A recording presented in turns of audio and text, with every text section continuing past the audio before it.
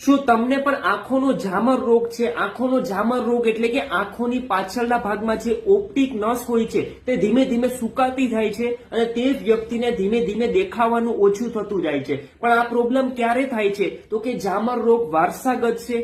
Diabetes, thyroid અથવા તો blood પ્રેશરના વ્યક્તિઓને પણ આ પ્રોબ્લેમ થઈ શકે છે. અથવા તો આંખોમાં ઈજા, ઓપરેશન કરાવેલું હોય તો બી ઝામર રોગ થઈ શકે છે. અને જે વ્યક્તિઓ વધારે પ્રમાણમાં સ્ટીરોઇડની ગોળીઓ લે છે તે વ્યક્તિને પણ ઝામર રોગ થઈ શકે છે. તો કોઈ પણ પ્રકારના ઝામરને લગતા ઓપરેશનો કરાવવાની જરૂર નથી. સરળ ઘરગથ્થુ ઉપચાર તમારી સામે રજૂ કરું છું. પહેલો ઘરગથ્થુ ઉપચાર છે, તમારે રોજ રાતના સૂતા પહેલા બંને આંખમાં 2 ટીપા દેશી ગાયનું ગૌમૂત્ર નાખવાનું છે.